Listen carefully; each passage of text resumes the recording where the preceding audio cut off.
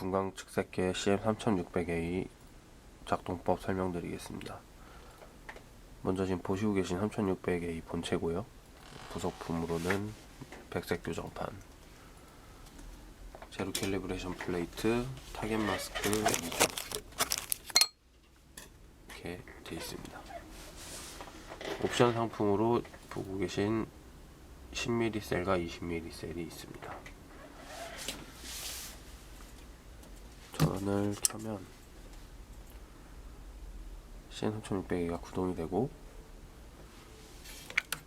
반사 모드는 이쪽에서 측정을 하고, 투과 모드는 보시면 투과 실효실에서 하게 됩니다.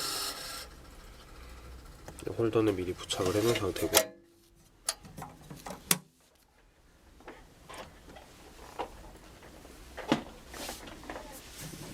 반사 모드에서 지금 보고 계신 부분이 뷰파인더입니다. 사물을 갖다 대면 거울을 통해서 정확한 위치를 파악할 수 있습니다. 뷰파인더를 닫으면 이렇게 불이 꺼지게 되어 있습니다. CM3600에 있는 스펙트라 매직에서 구동되기 때문에 소프트웨어를 통해서 설명을 드리겠습니다.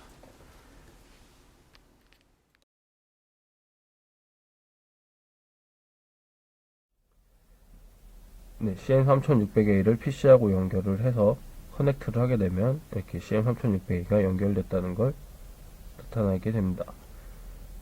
측정은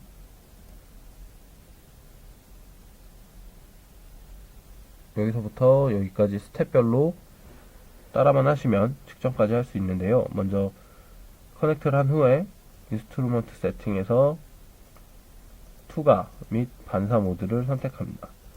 먼저 반사 모드를 했을 때 정반사광을 포함하고 볼 건지 빼고 볼 건지를 선택하면 되고요. 타겟 마스크는 지금 현재 장착되어 있는 타겟 마스크의 사이즈를 선택해주면 됩니다. UV 세팅은 3600A에서 400나노미터와 420나노미터 아랫부분을 커트한 후에 데이터 측정을 할 수가 있습니다. 이렇게 세팅이 다 끝나면 캘리브레이션을 해줍니다. 그림으로도 설명이 나오는데요. 제로 캘리브레이션 플레이트를 부착한 후에 버튼을 누르면 3회 자동으로 캘리브레이션을 진행합니다.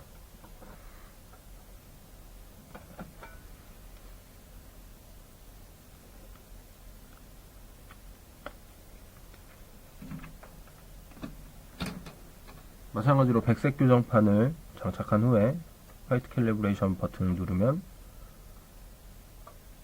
캘리브레이션이 진행이 되고, 완료가 되면 이렇게 측정 버튼이 활성화가 됩니다. 이 상태에서 타겟이나 샘플을 선택한 후에 버튼을 누르면 데이터 값을 이렇게 얻을 수 있습니다. 반사 모드 측정 방법 설명드리겠습니다. 지금 보고 계신 데가 반사 시료실이고요. 타겟 마스크는 지금 가장 큰 사이즈가 부착되어 있는 상태입니다. 자석으로 되어 있어서 그냥 갖다 붙이기만 하면 붙고, 형태는 시료 형태에 따라서 8mm, 4mm를 맞춰서 쓰면 됩니다. 일단 가장 큰 타겟 마스크를 끼고요. 시료 형태는 다양하겠지만 보통 이런 시료를 홀더에 고정을 시키고 프로그램 상에서 측정 버튼을 누르면 측정이 됩니다. 시료의 정확한 부위를 보고 싶으면 뷰파인더를 이용해도 되는데요. 지금 보시는 것처럼 이렇게 시료가 어느 위치에 가 있는지를 이 뷰파인더를 통해서 확인을 할 수가 있습니다.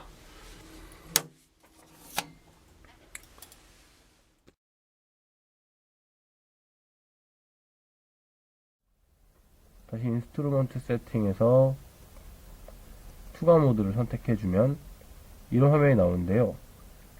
타겟 마스크를 가장 큰 거를 껴고 측정을 진행해야 됩니다.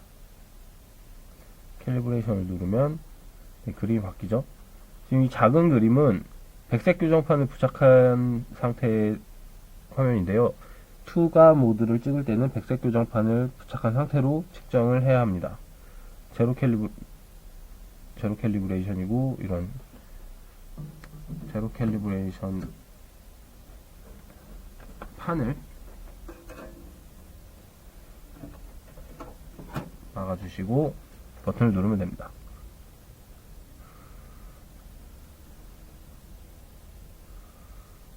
네, 100% 캘리브레이션이고, 투과실에 아무것도 없는 상태로 버튼을 누르면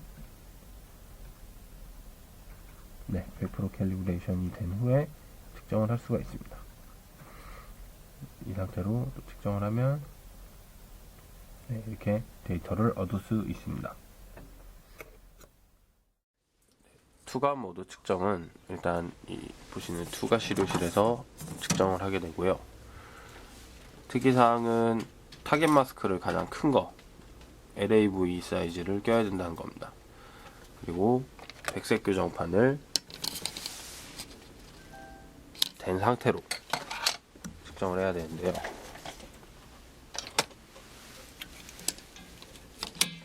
네, 이렇게 백색 교정판을 부착하고 시료실 이런 필름류를 폴더에 부착을 해서 투과율 및 색도를 볼 수 있습니다.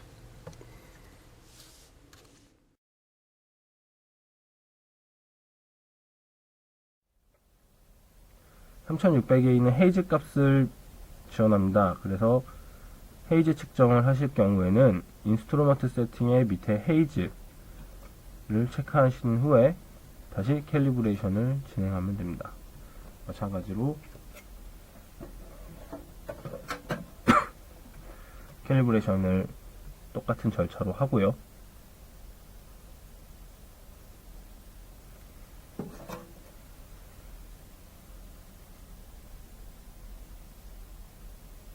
네, 그 다음에 측정 버튼을 눌러보면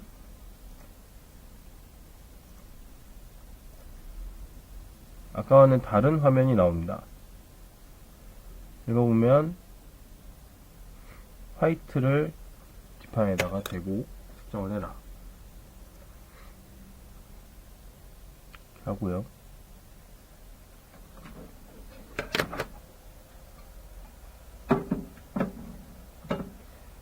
다음으로 이제 제로 교정판을 부착한 후에 마찬가지로 교정을 합니다. 이 상태에서 이제 측정하려는 시료를 시료실에 넣은 후에 다시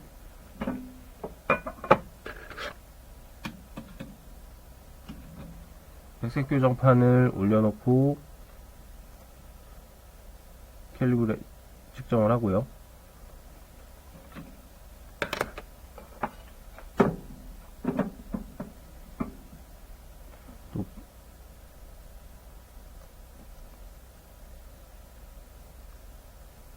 네, 이런 식으로 하면 헤이즈 측정이 완료가 됐고 인덱스에서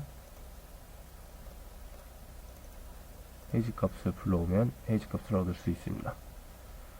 측정이 좀 까다로운데 이 상태로 계속 다른 시료들을 찍을 때도 마찬가지로 백색 한번 또 블랙 한번 이 두 번의 과정을 거쳐야지 헤이즈 값을 얻을 수 있습니다. 헤이즈 측정은 절차가 두 번에 걸쳐 측정을 하게 됩니다. 먼저 제로 캘리브레이션 박스를 부착한 상태에서 시료를 한번 측정을 하고요. 그 후에 백색 교정판을 부착한 채로 측정을 하면 헤이즈 값을 얻을 수 있습니다.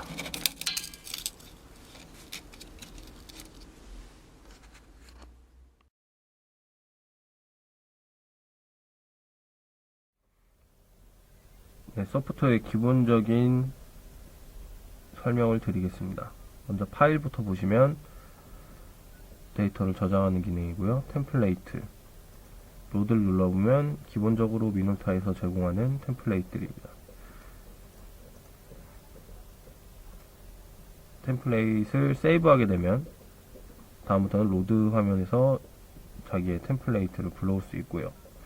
스타트업 옵션을 보면 이쪽 밑에 리스트 로우 유닛과 컬럼 유닛인데 컬럼 유닛을 하게 되면 이 데이터들이 세로로 정렬되게 됩니다. 바로 적용되는 건 아니고요. 한번 프로그램을 껐다가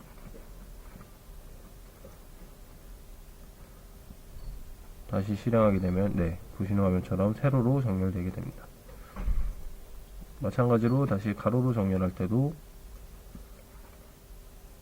한번 프로그램을 종료했다 다시 켜면 이렇게 정렬이 완료됩니다.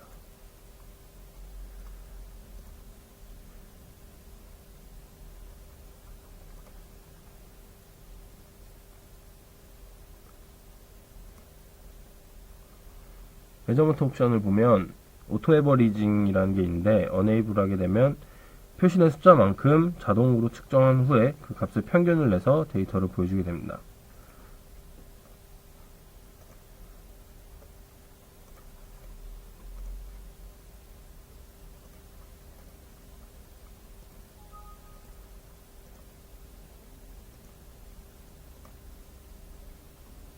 이런 식으로 표시가 되고요.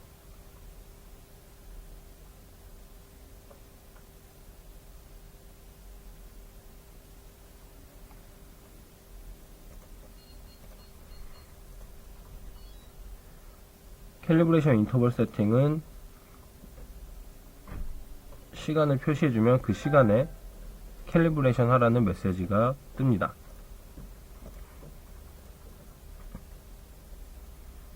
에버리지드 메저먼트는 수동평균 측정이고 바로 데이터가 저장이 되는 게 아니라 측정할 때마다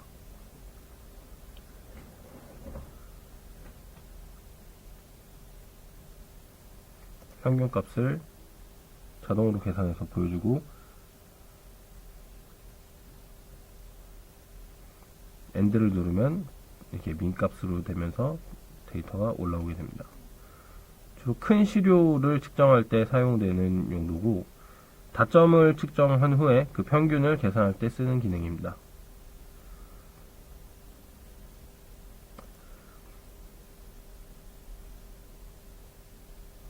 캘리브레이션 데이터를 보시면 지금 캘리브레이션 플레이트 아이디 해서 이렇게 나와 있고요. 백색 교정판의 고유 아이디입니다. 그래서 파장대역별에 이 지금 반사율 데이터가 들어있고요. 이 데이터가 만약에 지워지게 되면 같이 함께 제공된 캘리브레이션 CD를 넣고 로드를 눌러서 데이터를 불러오면 됩니다.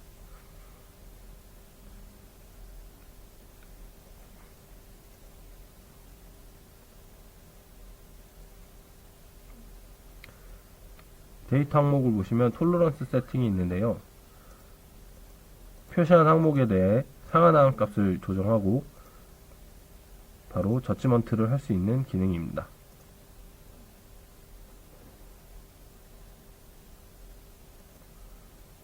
인풋 스펙트럴 타겟을 보시면 꼭 타겟을 측정하지 않아도 타겟의 그 파장대역별의 데이터를 모두 알고 있다면 타겟을 설정할 수 있습니다.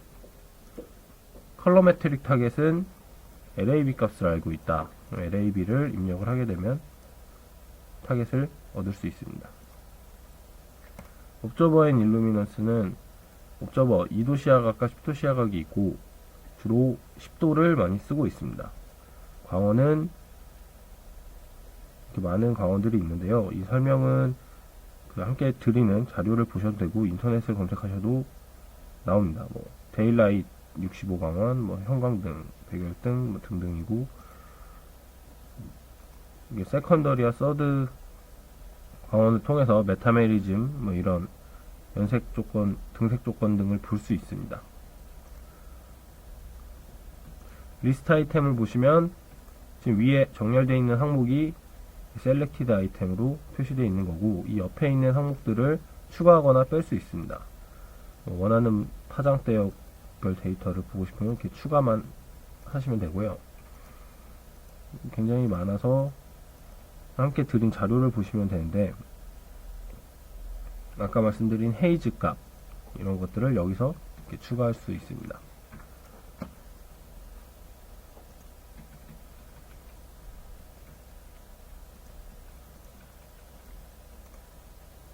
툴의 에디트 모드를 누르면 밑에 화면이 이렇게 에디트 모드로 변환이 되고 추가할 수 있는 차트나 그래프 등이 이렇게 표시가 됩니다. 갖다 대보면 뭐를 나타내는지 이렇게 설명도 나오고요. 넣어서 나만의 템플레이트를 만들 수 있습니다. 완료되면 다시 에디트 모드를 끄면 되고요. 지금 스펙트라 매직 상에 있는 모든 데이터들은 엑셀과 100% 호환이 됩니다. 그래서 그냥 간단하게 선택한 후 카피해서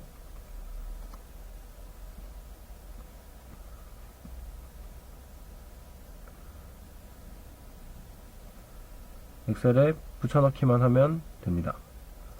데이터뿐만이 아니라 이런 그래프들 역시도 다 호환이 되니까요. 굳이 꼭 전용 소프트웨어인 스펙트라 매직 NX를 사용하지 않아도 상대방과 데이터를 커뮤니케이션 할 때 엑셀로 만들어서 보내도 됩니다.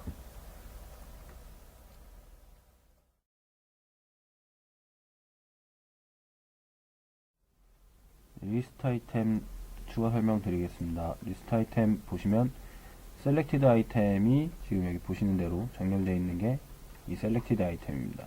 왼쪽에 보시는 이렇게 많은 인덱스들이 있네요. 이걸 다 추가하거나 빼거나 이렇게 할 수 있습니다.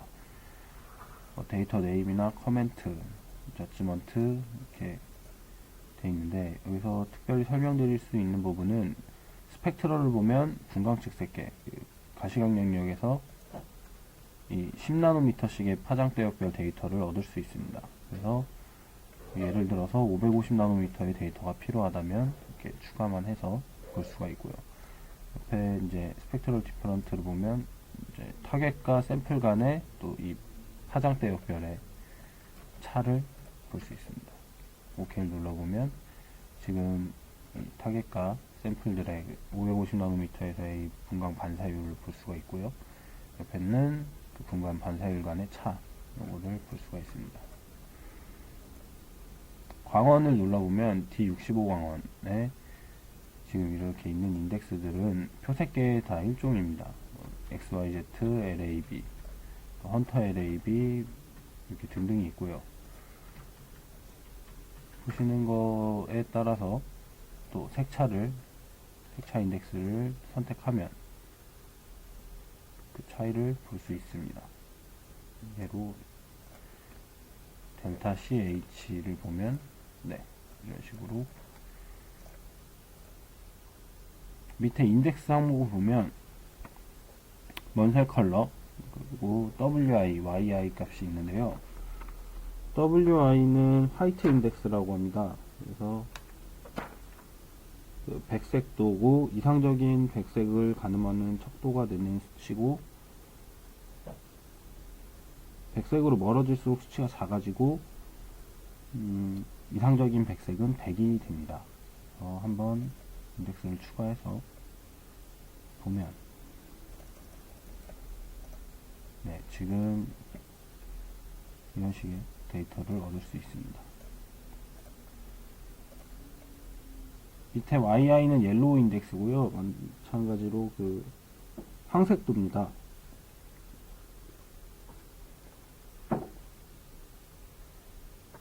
황색으로 이제 될수록 값이 커지게 되어 있고 이상적인 백색은 황색도가 0입니다. 그래서 황색도와 백색도는 상관관계가 있다라고 이해하시면 됩니다. 나머지 밑에 있는 인덱스들은 장비에 따라서 지원하는 인덱스이기 때문에 3600A에서는 지원하지 않습니다. 아까 보여드린 거에 또 편차고요. D65 광원의 오더를 보면 섀도우 컬러라는 게 있는데 이게 좀 유용한 편입니다. 이렇게 선택해서 보게 되면 섀도우 컬러는 이렇게 LAB 각각으로 데이터를 수치화해서 얘기하면 이렇게 잘 커뮤니케이션이 안 될 경우에 임의 색상 표현을 통해서 이런 색을 측정했구나 이럴 때 쓰이는 거고, 이렇게 밑에 에디트 모드에서도 추가해서 항목을 볼 수가 있습니다. 에디트 모드를 보면 이쪽에도 섀도우 컬러라고 이렇게 되어 있죠. 선택을 하게 되면 이런 식으로의 데이터를 얻을 수 있습니다. 분광측 셋계 코니카 미놀타 라인업은 다 8도 수광 방식으로 8도에서의 광택도를 볼 수 있습니다. 단 상대치 데이터고 전용 광택의 각도는 아닙니다. 그래서 내부 관리용으로 광택도가 필요할 때도 유용하게 쓸 수가 있습니다. 광택도를 하면 지금 시료가 광택에 관련된 게 아니어서 이렇게 표시가 나오지 않는데, 뭐 다른 거를 보면